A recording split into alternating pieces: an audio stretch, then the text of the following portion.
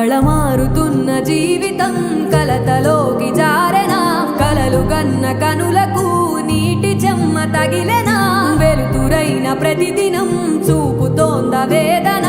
అందమైన బతుకున అలజడి చలరేగెనా ఏమిటి నీ పాపం ఏమిటి నీ నేరం చీకటి ముసిరిందే చిటికల్లోనా